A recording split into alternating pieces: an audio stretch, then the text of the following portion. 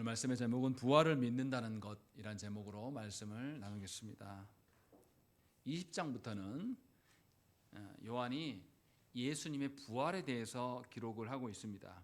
그런데 요한의 기록 방식을 보면 예수님의 부활이 그토록 중요하면 주님의 부활하심을 먼저 기록해야 될 텐데도 주님의 부활하심을 먼저 기록하지 않고 주님의 부활 앞에서 제자들 또 마리아 여인들의 반응이 어떠했는지를 먼저 기록하고 있습니다. 이처럼 요한이 주님의 부활에 대한 사람들의 반응을 먼저 기록한 것은 그들의 믿음이 무엇인가를 말하려고 하는 것입니다. 과연 요한이 제시하는 바른 믿음은 무엇일까요? 또 우리에게 있는 믿음이라는 것은 과연 요한이 제시하는 믿음과 어떤 차이가 있는지를 오늘 말씀을 통하여서 확인하시고 우리의 믿음을 점검해야 될 줄로 믿습니다. 먼저 보시면 1절과 2절에 보시면 예수님 부활에 대해서 가장 먼저 반응한 사람이 막달라 마리아였다라고 밝히고 있습니다. 막달라 마리아는 7 귀신으로 인하여서 비참한 인생을 살아온 사람입니다. 저도 어렸을 때에 동네에 정신질환자들이 있었는데 그가 그 전에 얼마나 많이 배웠고 얼마나 특별한 삶을 살았는지가 아무것도 중요하지 않아요. 귀신 들리면 그 다음부터는 사람 노릇을 못합니다. 또 모든 동네 사람들로부터 외면당해요. 이것이 마리아의 인생이었습니다. 그런데 예수님을 통하여서 7 귀신이 쫓김을 당하고 마리아가 온전한 사람 노릇을 하게 되었습니다. 참 자유가 무엇인지를 그녀가 획득하게 된 것이죠. 그런데 7 귀신을 떠나가고 난 이후에 마리아의 삶은 자신의 자유를 온전히 예수 그리스도의 사역에 쏟아붓습니다. 그래서 누가의 기록을 살펴보면 이 막달라 마리아가 자신의 소유로 예수님과 제자들을 섬겼음을 밝히고 있고, 또한 십자가에 못 박히시는 예수님의 마지막을 끝까지 곁에서 지킨 자가 막달라 마리아였다라고 성경에 기록을 하고 있습니다. 그런데 놀랍게도 그녀는 부활의 첫 목격자가 됩니다. 예수님은 부활하신 자신의 영광스러운 모습을 자신의 측근인 제자들이나 부자들이나 권세자들이나 주권자들에게 먼저 보이신 것이 아닙니다. 예수로 인하여 삶이 변화되었고 예수만 따르며 예수를 위해서만 살아간 여인에게 가장 먼저 보이셨다는 것에 대해서 우리는 주목해야 됩니다. 고린도전서 1장 28절 말씀 보시면 하나님께서 세상에 천한 것들과 멸시받는 것들과 없는 것들을 택하사 있는 것들을 폐하려 하시나니 이렇게 말씀하고 있습니다. 하나님께서는 세상의 관념에서 멸시받고 또 천대받고 없는 자들을 들어서 스스로 잘났다 생각하는 자들, 교만한 자들의 코를 꺾으시고 그들이 얼마나 허망하고 아무것도 가진 것이 없는 자인가를 드러내시는 분이십니다. 이것을 우리는 하나님의 섭리라고 말합니다. 하나님의 섭리 가운데 놀랍게 7 귀신 들려서 사람으로도 인정받지 못하고 사람 노릇도 할 수 없었던 그 여인이 예수 그리스도로 말미암아서 귀신으로부터 자유함을 누렸을 뿐만 아니라 그녀가 그의 삶을 전부 다 예수 그리스도의 사역에 동참하고 갈아 넣었을 때에 하나님께서는 그를 들어서 부활의 첫 목격자로 그 영광스러운 자리에 세워놓으셨음을 우리는 보아야 됩니다. 그래서 그녀는 주의 부활하심을 기대한 것은 아니었어요. 이 마리아가 진실로 주님을 사랑을 했지만 다른 방식으로 주님을 대했다라는 것이죠. 그러함에도 불구하고 우리가 살펴볼 것이 있어요. 마리아는 안식 후 첫날 일찍이 아직 어두울 때에 무덤에 찾아왔습니다. 그것도 장사된 지 얼마 안 된 무덤, 직전의 무덤이에요. 어떻습니까? 여러분들은 한밤에 무덤에 누구를 사랑하여서 무덤에 나아간 적이 있습니까? 근데 이 여인은 그렇게 하고 있는 거예요. 아무도 찾지 않는 그 두려운 곳에, 더군다나 사망이 얼마 전에 있었던 그 무덤의 현장에서 주님을 찾으려고 내려가 있는 것이에요. 이게 마리아의 태도입니다. 그가 말씀대로 믿지는 못했지만 예수님의 그 죽으신 시신이라도 보고 싶어서 그 자리로 나아갔다는 것이죠. 요한은 의도적으로 이러한 나아감을 이렇게 기록하고 있어요. 안식 후 첫날이라고 말하는 것입니다. 이것은 우리가 잘 못 느끼지만 저녁이 되고 아침이 되니 하루이더라 라고 말했던, 이거 어디서 나옵니까? 네, 창조 때의 기록 방식입니다. 요한은 예수님의 부활 사건을 하나님의 창조와 연계하고 있습니다. 창조 때의 안식일은 마지막 날입니다. 창조가 끝났다는 것을 알리는 것이고, 안식 후 첫날은 재창조가 본격적으로 시작되는 날임을 요한은 강조하고 있는 것입니다. 이래서 하나님은 창조와 재창조의 하나님이심을 우리에게 부각시키는 것이죠. 놀랍게도 막달라 마리아는 이러한 모든 사실을 이해하지는 못했지만 누구도 찾지 않는 그 사망이 깃들어진 그곳에 주님을 사랑하는 마음으로서 그곳에서 주님의 시신을 찾고자 그곳에 내려갔다는 것입니다. 이 여인에게 두려움이 사라진 거예요. 사랑으로 인하여서 두려움을 극복하고 있는 마리아의 모습이 나타나고 있습니다. 원래 마리아의 본성이 담대해 있는지는 우리는 잘 몰라요. 그러나 확실한 것은 누구도 주님의 죽으심으로 주님을 찾는 자가 없는 상황 속에서 그녀는 사랑함으로 주님을 찾고자 내려갔다는 것입니다. 이것은 말씀대로예요. 요한일서 4장 18절 말씀 보면 사랑 안에 두려움이 없고 온전한 사랑이 두려움을 내쫓나니 두려움에는 형벌이 있음이라. 두려워하는 자는 사랑 안에서 온전히 이루지 못하였느니라. 이렇게 말씀합니다. 이 마리아는 주님을 이렇게 사랑했고 주님이 계신 곳이 죽음의 자리라 할지라도 마다하지 않는 진정한 사랑의 모습을 보여주고 있습니다. 여러분들은 주님을 어디에서 찾습니까? 화려하고 풍요롭고 배부르고 나를 알아주는 그곳에서 주님이 계실 것이라고 우리는 모두 다 상상하고 그런 자리를 가기를 원해요.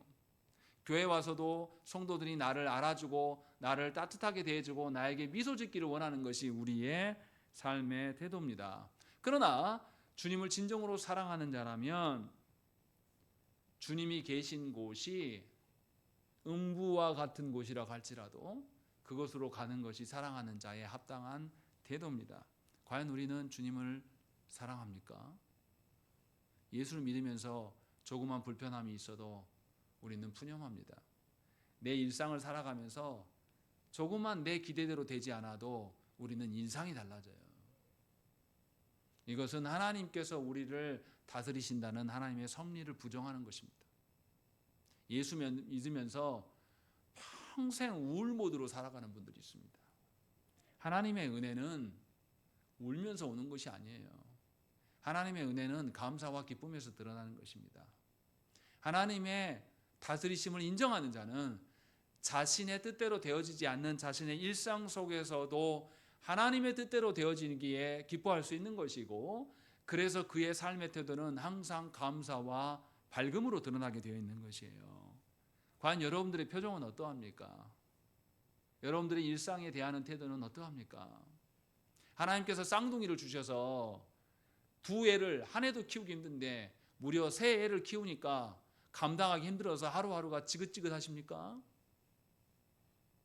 하나님의 초자연적인 그 은혜와 다스리심이 있기 때문에 우리가 감당할 수 없는 자녀를 하나님 주시고 그 감당하지 못하는 부분까지도 하나님께서 감당해 나가심으로 가정을 이끌어 가시는 거예요. 마리아는 그래서 죽음의 자리로 내려갔습니다. 그러나 마리아도 한계가 분명합니다. 마리아의 한계를 살펴보십시다. 마리아가 1절 보십시오. 막달라 마리아가 무덤에 와서 돌이 무덤에서 옮겨진 것을 보고 라고 되어 있습니다. 막달라 마리아는 돌이 옮겨진 것, 무덤이 열려진 것을 보고 무슨 생각을 했습니까? 2절 말씀 읽겠습니다. 시작.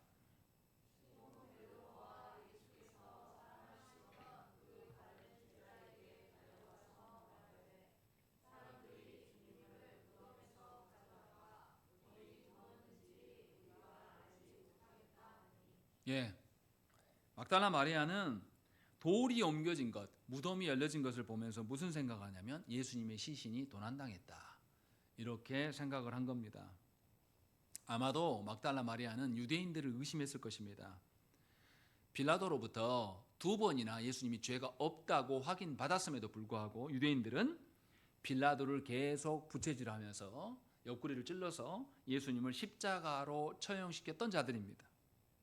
그리고 혹여나 제자들이 말한 것처럼 예수님이 부활할 거다라는 것을 염려하여서 이들은 예수님을 시신을 지키도록 했던 자들이에요. 그러니 시신이 사라진 것에 대해서 아는 자는 유대인들 뿐이 없을 것이다 라고 생각을 한 것이고, 그래서 막달라 마리아는 아마도 유대인들이 예수님이 십자가에 죽인 것으로 만족하지 못하고 부관 참시를 했을 것이다, 예수님의 시신에 악행을 저질렀을 것이다, 이런 생각을 했던 것으로 보입니다. 그러나 우리의 생각과 다르게 대제사장 무리는 혹여라도 예수님이 부활하셨다라는 소문이 날까 두려워서 무덤을 지켰던 자들입니다. 빌라도에게 요청해서 군사들로 인하여서 그 무덤을 지키도록 요청했던 자들이에요. 그러면 막달라 마리아의 생각이 옳지 않다는 것이죠. 막달라 마리아가 예수님으로부터 7 귀신을 내쫓음을 받는 그런 체험이 있었음에도 불구하고 예수님의 부활에 대해서는 전혀 이해하지 못했습니다. 그저 예수님의 부활 사건을 보고도 사람의 일로만 간주했습니다. 사실 막달라 마리아가 예수께서 말씀하신 대로 믿었다라면 오히려 막달라 마리아는 무덤에 그 큰 돌이 옮겨진 것, 그리고 무덤이 열려진 것을 보면서 뭘 떠올렸겠습니까? 주님이 말씀하신 대로 부활하셨구나 라는 것을 알았을 거예요. 다시 말하면 하나님의 말씀대로 믿지 않고 자신의 체험대로 믿는다라면 부활의 증거인 돌이 옮겨진 것을 보고도 부활을 바라보는 것이 아니라 걱정하고 염려하는 방식으로 태도를 보일 수밖에 없다는 것입니다. 이것이 막달라 마리아의 한계예요. 그녀는 자신의 생각대로 자신의 체험에 근거한 신앙일 뿐입니다. 하나님 보시기에 말씀대로 믿고 있는 것이 아니에요. 그래서 이 막달라 마리아는 무덤에서 슬퍼하고 있는 겁니다. 그러나 기독교는 약속을 따르는 종교입니다. 죽음의 안식일이 아니라 부활의 주일을 지킵니다. 인간의 생각으로는 무에서 유의 창조, 말씀만으로 되어지는 창조, 죽음의 권능을 무너뜨리는 이 부활, 이것을 인간의 생각으로는 절대 믿을 수 없는 것입니다.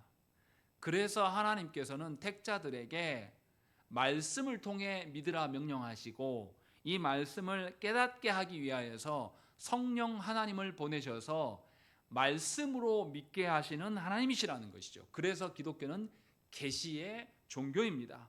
그런데도 불구하고 우리는 하나님 믿기를 자신의 경험이나 체험에 근거한 방식으로 믿으려고 합니다. 대부분의 사람들이 말씀대로 믿는 것이 아니라 자신의 체험이나 경험에 근거한 사람의 일로 교회 생활을 하려고 합니다. 심지어 교회 내 직분자들도 사람 가운데 서 있는 자로 착각하는 경우가 굉장히 많습니다. 이것은 하나님을 사람의 수준으로 끌어내리는 겁니다.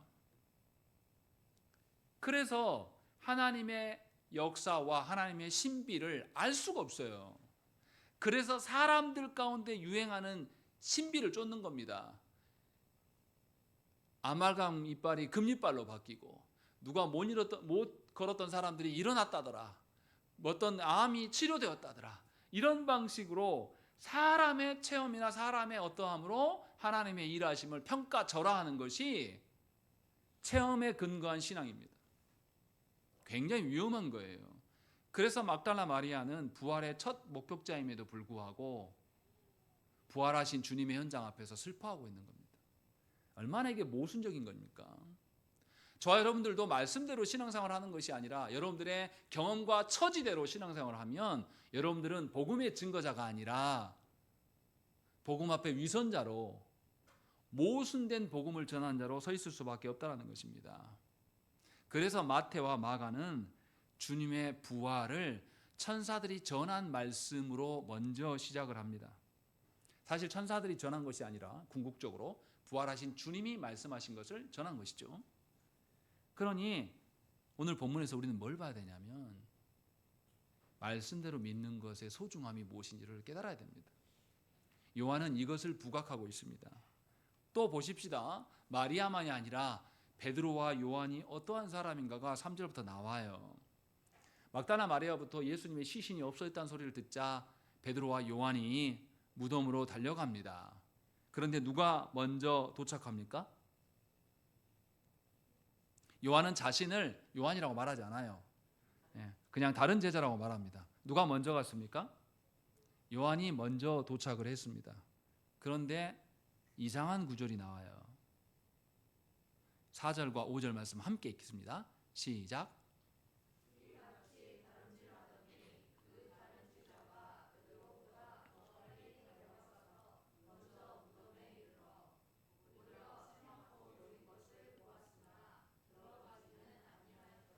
예, 보십시오. 누가 먼저 빨리 도착했습니까?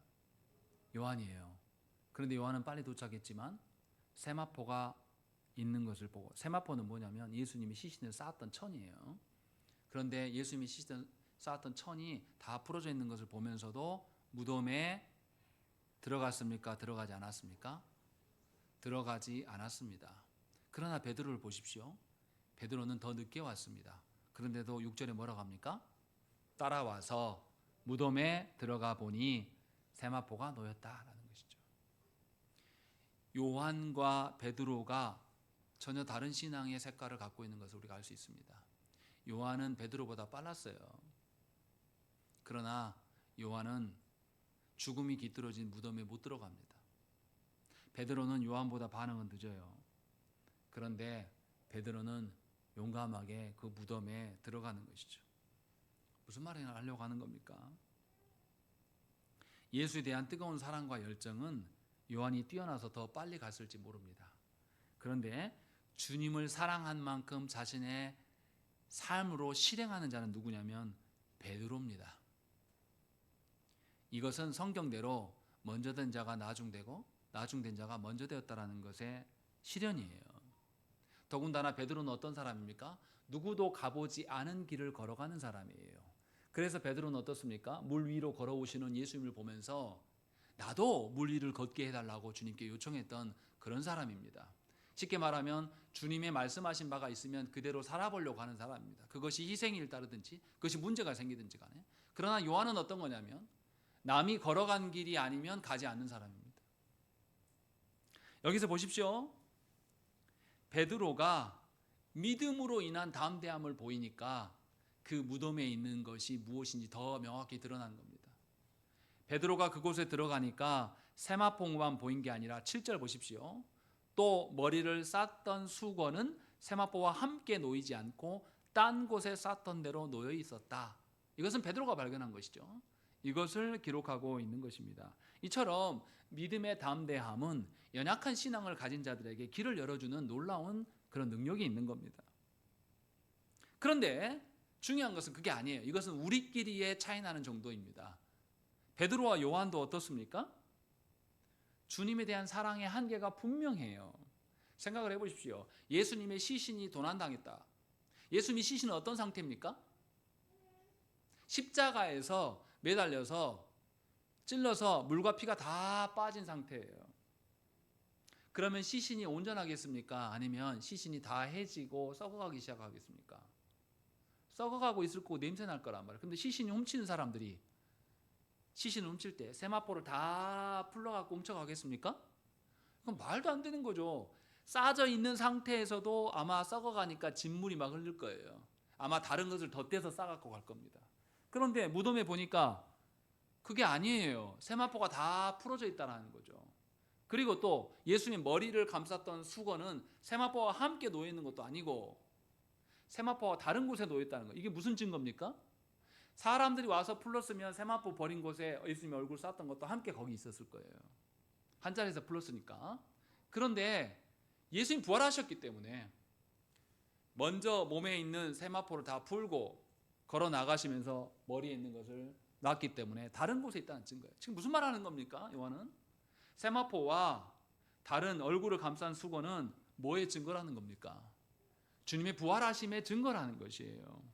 그런데 너무나 안타깝게도 불구하고 요한과 베드로는 이 부활하심의 증거를 보고도 믿지 못합니다.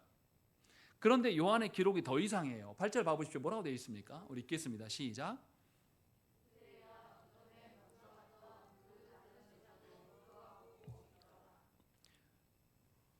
부활의 주님을 믿지 못했는데 8절에 보시면 그때 무덤에 먼저 갔던 그 다른 제자도 들어가 보고 믿더라 라고 이야기하는 거예요. 그럼 요한이 말하는 믿음이 도대체 뭐냐 이 말이에요. 이들이 예수님 부활하셨음을 믿었을까요? 그 믿음을 말하는 걸까요? 근데 봐보십시오. 10절 말씀 읽겠습니다. 시작.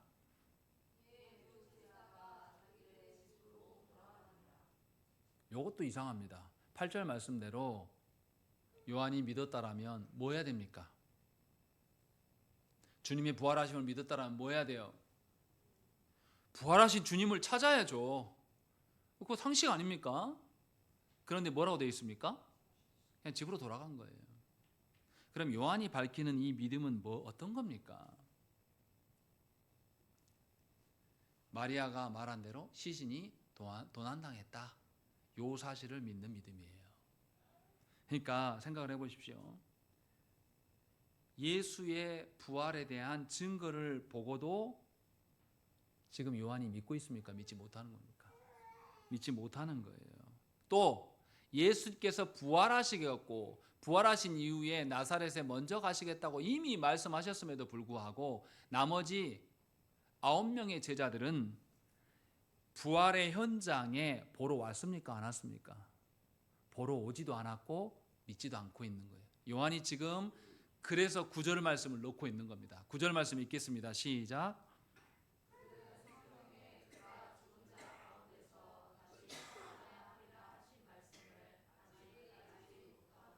예.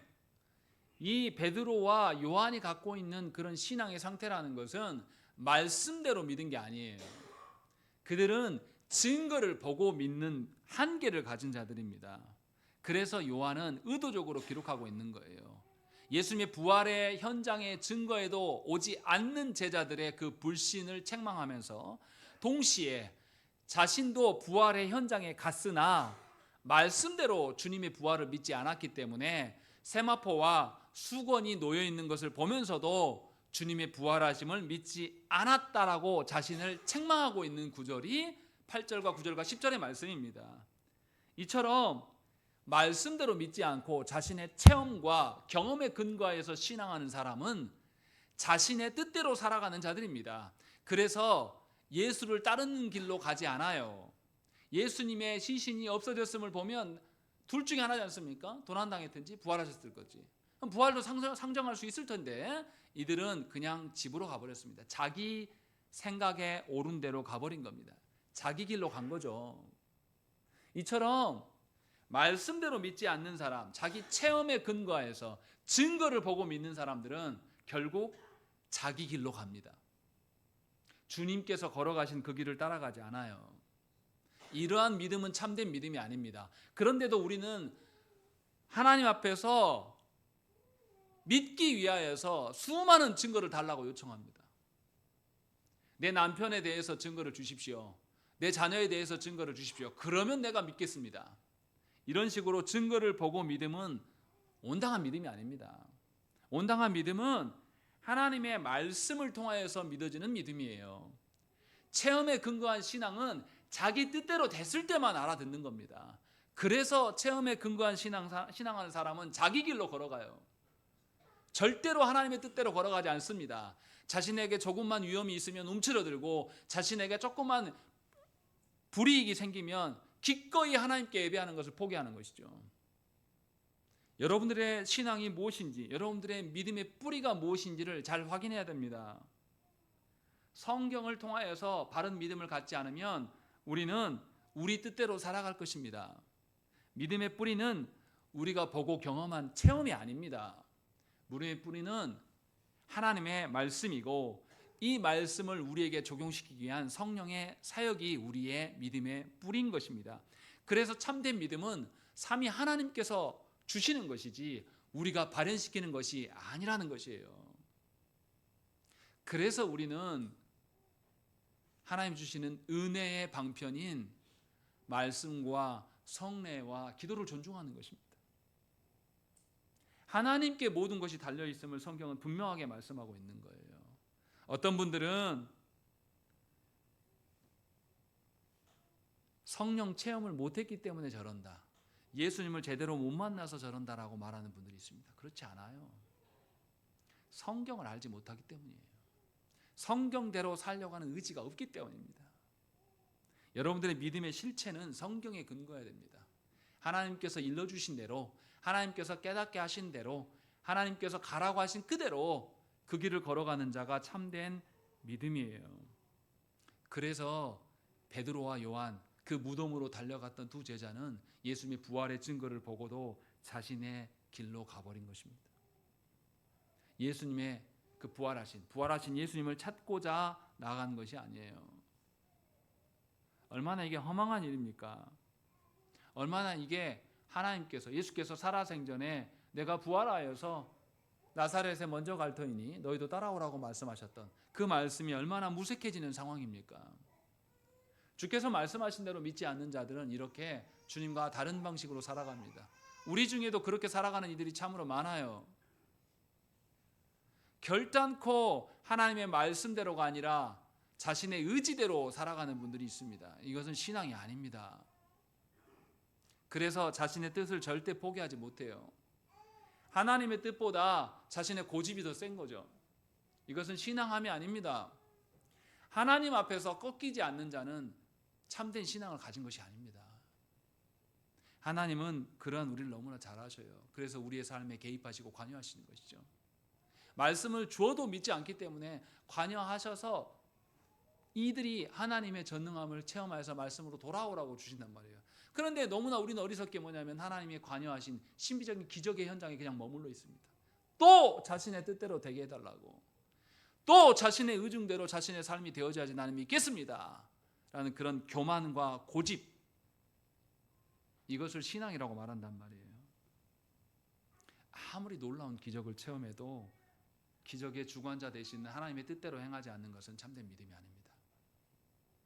또 사람의 이성이나 공동체가 사회적으로 합의한 그런 신앙을 근거로 신앙을 운운하는 것도 하나님을 따르지 않게 됩니다. 우리 시대의 교회가 대체적으로 체험 신앙을 말합니다. 대체적으로 우리 시대에 유행하는 믿음의 형태가 있어요. 이것은 하나님께 주신 것이 아니에요. 하나님이 말씀하신 바대로 자기 자신을 두어야 됩니다. 하나님의 말씀하신 것과 어긋나 있는 내 자신을 발견하고 회개할 줄 알아야 돼요. 그것이 참된 신앙생활입니다. 참된 믿음입니다. 그러므로 모든 성도들은 성령으로 말미암아 성경으로 돌아가는 일에 힘써야 됩니다. 그렇지 않고는 참된 믿음으로 설 수가 없어요. 그래서 막달라 마리아가 그렇게 주님을 사랑했지만 부활하신 주님이 아니라 시신을 찾았어요. 베드로와 요한도 주님을 사랑했으나 부활하신 주님이 아니라 자기 길로 가버렸습니다. 하나님께서는 놀랍게도 이러한 자들을 다시 부르시고 찾으십니다. 이것이 요한의 기록이에요. 그래서 요한은 부활하신 예수님을 먼저 말하지 않고 주님이 말씀하신 대로 이 부활하신 주님 앞에 합당한 반응을 보이고 있는가를 먼저 밝히고 있는 겁니다. 저와 여러분들의 믿음이 무엇입니까? 여러분들 무엇을 근거로 예수를 믿으려고 합니까? 말씀으로 믿으십시오. 말씀대로 가정을 꾸려가시고 말씀대로 살아가는 인생이 되기를 소망하며 말씀대로 여러분들 자녀들을 하나님께 내어놓아야 되는 것입니다. 안타깝게도 제자들과 이 여인들은 부활하신 예수님을 만나지 못했습니다. 그러한 와중에도 놀라운 것은 뭐냐면 막달라 마리아예요. 주님을 만나지 못했음에도 마리아는 어디 있습니까? 11절에 보면 무덤 밖에 서서 울고 무덤 안을 들여다보고 있었다라는 것이죠. 생각을 해보십시오. 부활에 대한 믿음이 없어요. 그런데도 이 여인은 포기하지 않고 누구를 찾고 있습니까? 예수님을 찾고 있는 거예요. 예수님의 시신이라도 만져보고 싶어서 떠나가지 못하고 이 두 제자는 가버렸는데 그 무덤 밖에서 꺼이꺼이 울면서 혹시나 자기가 잘못 본 것인가 하면서 무덤을 다시 들여다보고 있습니다. 이것은 아가서에 나오는 이 술람미 여인하고 비슷해요. 솔로몬이 찾아왔을 때 자기가 잠에 들어서 귀찮아서 문을 열어주지 않았는데 나중에 솔로몬이 사라진 것을 보고 술람미 여인이 어떻게 합니까?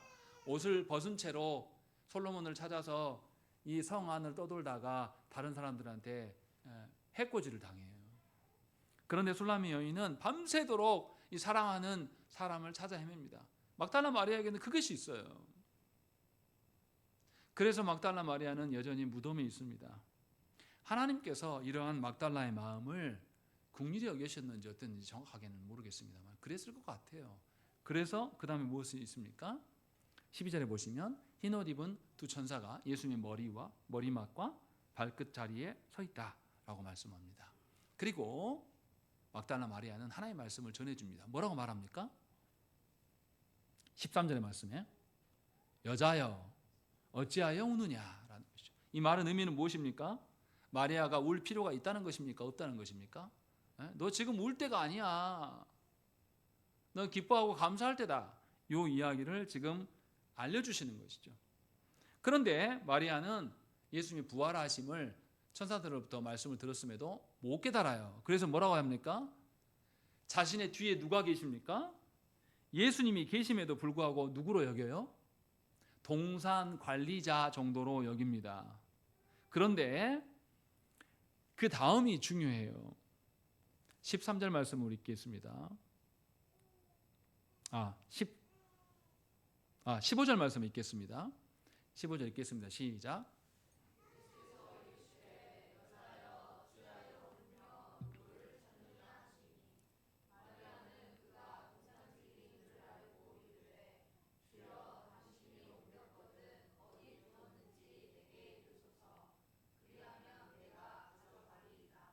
예, 마리아의 대답을 보십시오. 예수님이 다시 마리아에게 여자야 어찌하여 울며 누구를 찾느냐라고 말씀하세요. 근데 마리아가 깨닫습니까? 못 깨달아요. 근데 마리아의 요청을 잘 보세요. 주여 당신이 옮겼거든 어디 두었는지 내게 이르소서 그리하면 내가 가져가리이다 라는 것이죠. 뭐가 없습니까? 저희 아내도 저한테 이렇게 말을 잘하거든요. 여보 어디 있어? 목적어를 말 안 해요. 그럼 제가 뭐 말하냐고 항상 목적어 좀 말씀해 주세요 항상 말합니다. 마리아가 왜 이런 식으로 말할까요? 제 아내가 왜 목적어 없이 말할까요? 당연히 알겠지. 마리아의 생각은 지금 뭐가 가득합니까? 상식적으로 생각을 해보세요. 마리아가 예수님의 시신을 찾는다면 동산지기한테 뭐라고 말해야 돼요? 엊그제 여기 시신에 보관된 시신 하나를 분실됐습니다. 그분은 머릿결이 무슨 색깔이고요, 키는 얼마만큼이고요, 세마포가 다 벗겨져 있는 상태입니다. 혹시 보셨어요? 이렇게 설명해야 돼요. 근데 그렇게 말하지 않는단 말이에요. 마리아는 지금 슬픔 속에 있지만 온전히 그 마음속에 누구만 있어요? 예수님만 가득합니다. 그래서 동산지기한테도 뭐라고 말하는 거예요? 내가 아는 예수님 너도 알겠지? 라는 마음으로 물어보고 있는 겁니다. 이게 마리아의 심정이에요. 그래서 이상한 말을 하는 겁니다. 목적어를 말하지 않아요. 내가 말하는 거 너도 알고 있겠지. 마리아의 생각은 온통 예수님에 대한 생각으로 가득 찹니다. 비록 마리아가 말씀대로 믿지 못해서 어리석음을 갖고 있어요. 그런데도 마리아에게 드러나오는 그 예수님에 대한 간절함은 우리가 살펴볼 수 있다는 것이죠. 그래서 하나님께서 이 여인을 더 긍휼히 여기셨는지 몰라요. 그래서 주님이 그 앞에 서 계시는 거죠. 천사도 보내셨고 그 앞에 서셔서 말씀을 주시는 거예요. 너무나 안타까운 것은 뭐냐면, 생각을 해보십시오. 요한의 기록을 잘 보세요. 천사가 지금 어디에 있습니까? 부활하신 주님 옆에 있습니까? 아니면 무덤 속에 있습니까? 무덤 속에 있어요. 왜 천사가 무덤 속에 있을까요? 생각 안 해보셨습니까? 요한은 그렇게 기록하고 있어요. 12절에 흰옷 입은 두 천사가 예수의 시체 누있던 곳에 하나는 머리편에 하나는 발편에 앉았더라 라고 이야기한단 말이죠. 뭔 말하고 싶은 걸까요? 그 무덤이 사망으로 가득한 곳이다라고 말하고 싶은 걸까요?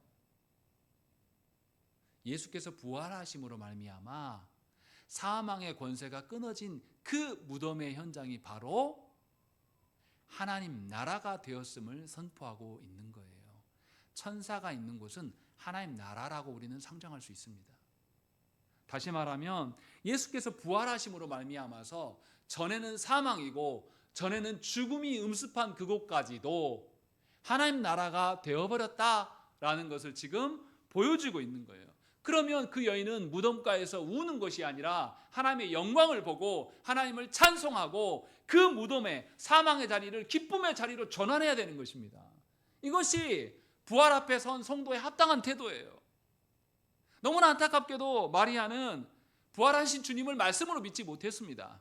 자신의 어떠함으로 믿었기 때문에 부활하신 주님을 앞두고도 주님으로 알아보지 못할 뿐만 아니라 무덤을 하나님 나라로 전환시키고 무덤에서 사망을 이기신 예수 그리스도의 부활하심으로 말미암아 하나님 나라가 우리 가운데 오게 되었음을 요한은 분명히 밝히고 있음에도 불구하고 이 여인은 알아듣지 못하고 있는 겁니다. 이것이 우리 일이 될 수 있습니다. 부활하신 사망을 이기신 그 예수 그리스도를 따라가는 신앙을 살아야지 사망의 자리에서도 우리는 부활을 노래할 수가 있는 거예요. 그런데 우리는 어떻습니까? 조국교회 성도들은 장례식장 가면 다 울어요. 그가 사망의 권세에서 벗어나서 죽으신 분이 이제 예수 그리스도로 말미암아서 온전한 자유자가 되었던, 우리보다 앞선 샘플이 되어줬음을 보면서 우리는 기뻐하고 소망을 노려야 될 자가 바로 장례식장 자리가 돼야 되는 거예요. 그런데 우리는 그런 관념이 없습니다. 이방인들이 하는 방식으로서 장례식 가면서 다 슬퍼하고 울고만 있어요.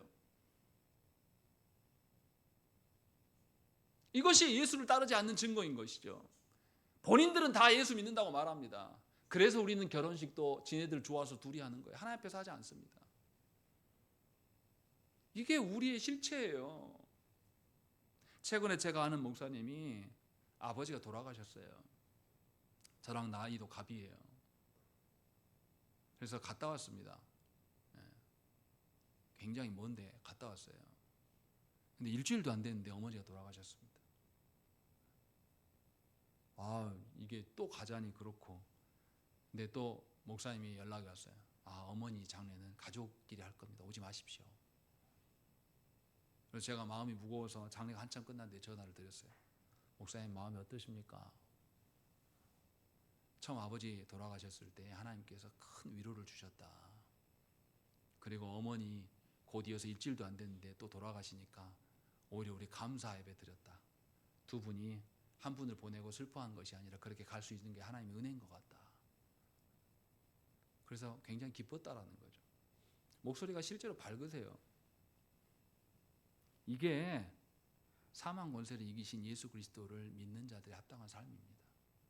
그렇게 우리의 삶의 면면이 전환돼야 되는 것이죠. 이것이 말씀대로 믿는 겁니다. 그것을 보여주고 있는 거예요. 막달라 마리아는 말씀대로 믿지 못하여서 알아보지 못했습니다. 예수 그리스도를 그렇게 사랑했음에도 불구하고 부활의 현장에서 하나님 나라가 세워지는 그 현장에서 하나님 나라를 보지 못하고 울며 슬퍼하고 있었어요. 그런 그녀를 주님이 오셔서 16절에 말씀해 주십니다. 읽겠습니다. 시작.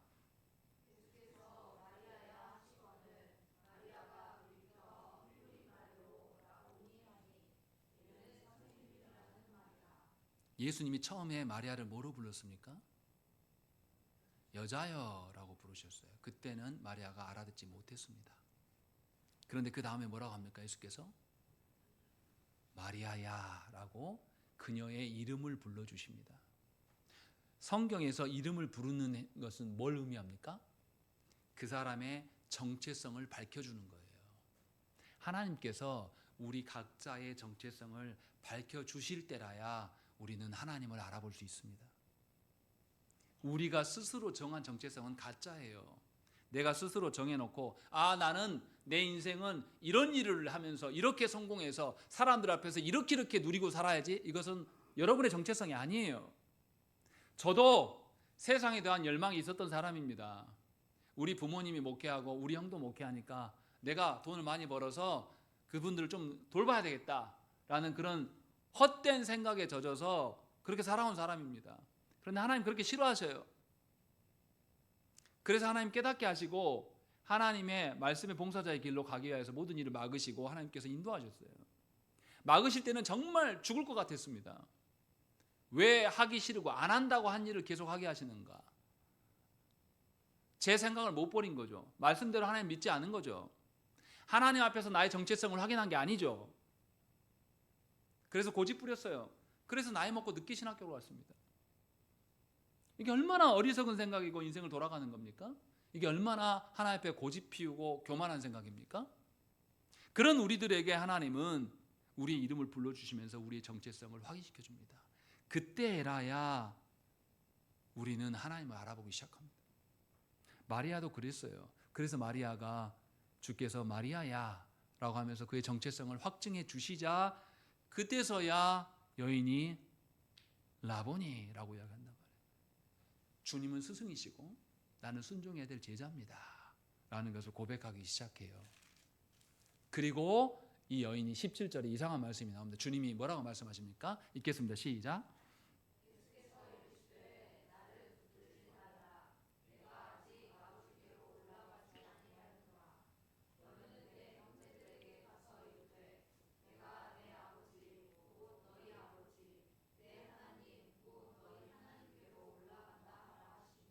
예수님 말씀 두 가지의 특징이 있어요.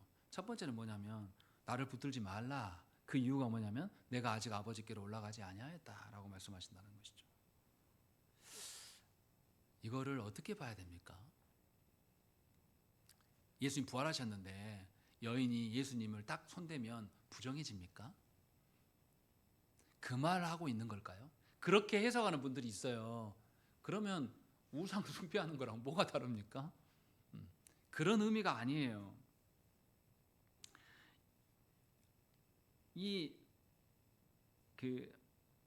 마태와 마가의 기록 방식이 달라요. 마태는 부활하신 예수님을 보면서 뭐라고 하냐면 여자들이 나아가 그 발을 붙잡고 경배를 드렸다 이렇게 밝히고 있습니다.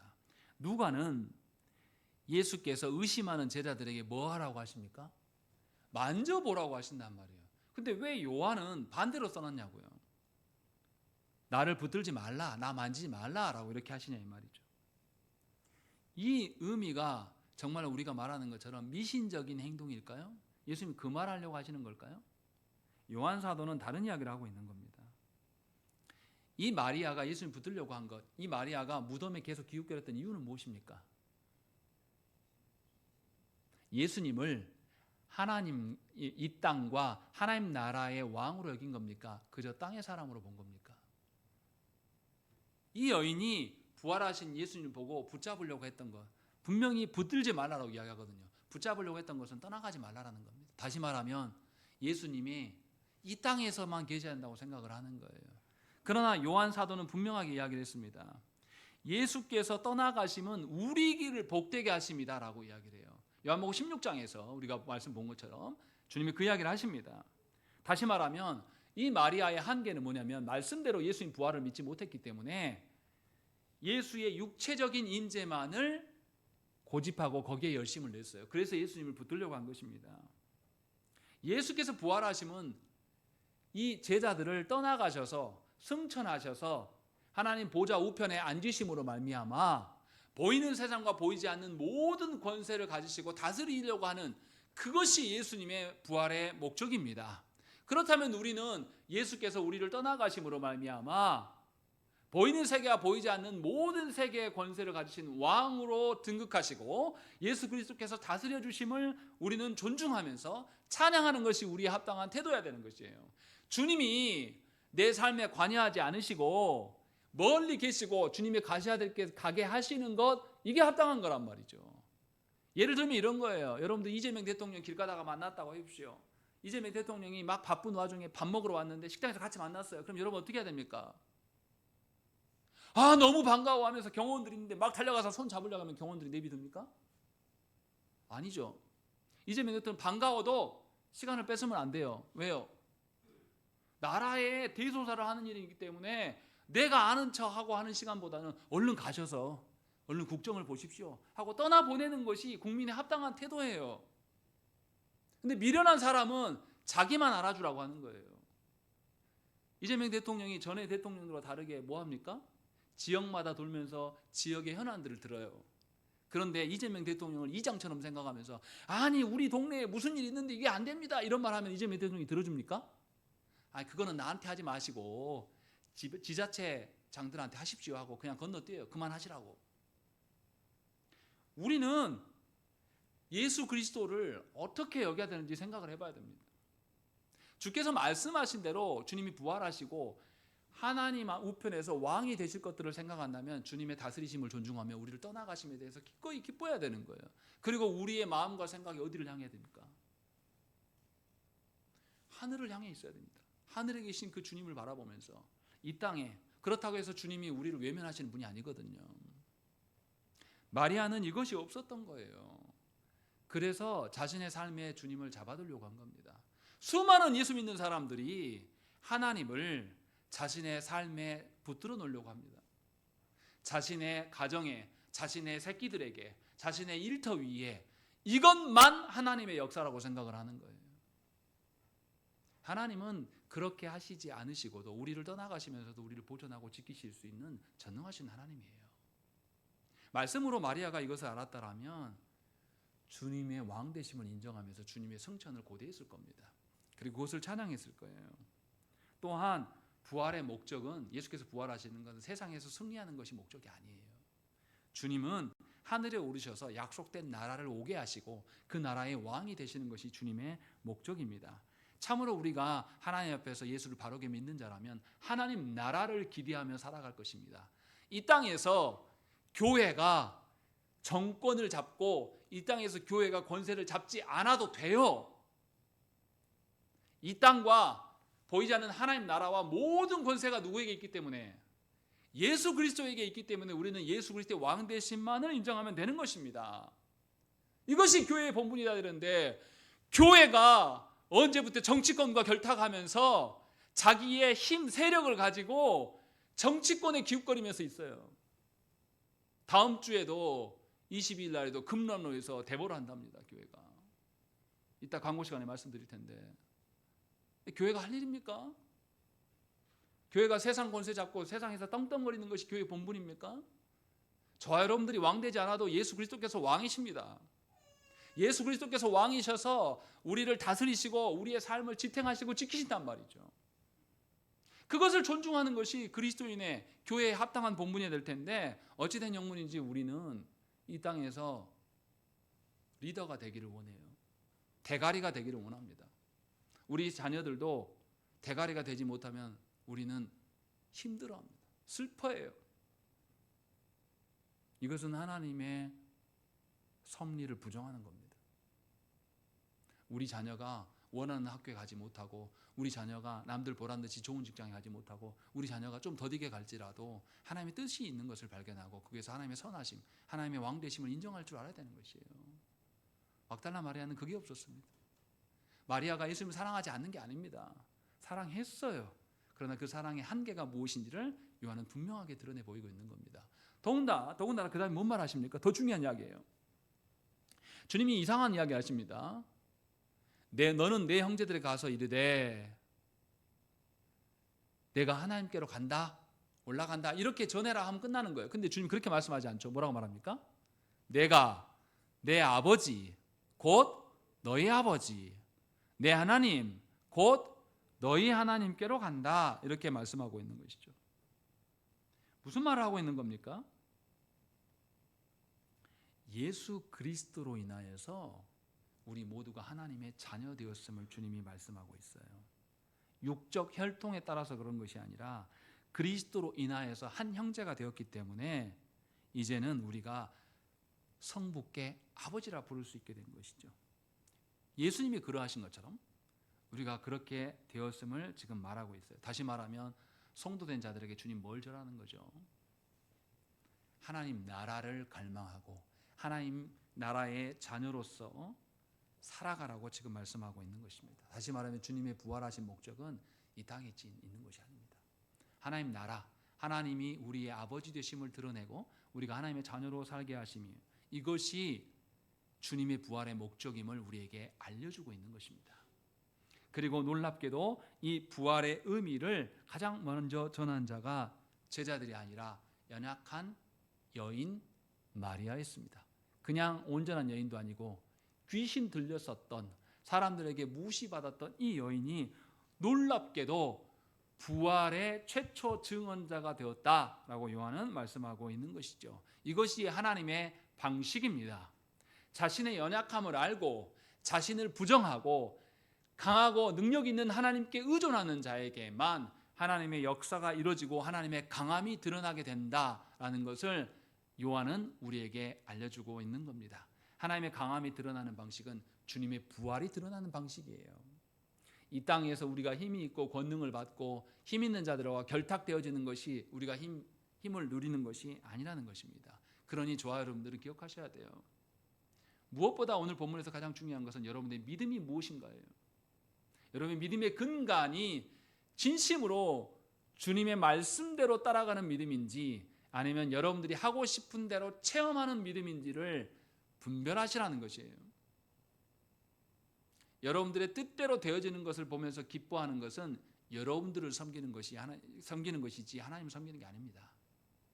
내 뜻대로 되지 않을 때도 웃을 수 있는 것, 내 기대대로 되지 않을 때도 내 인상이 달라지지 않고 여전히 하나님은 선하시다, 여전히 하나님 나라가 우리 가운데 있다라는 것을 고백하는 것이 저와 여러분들의 본분이며 저와 여러분들의 능력이며 기쁨이 되어야 한다는 것입니다.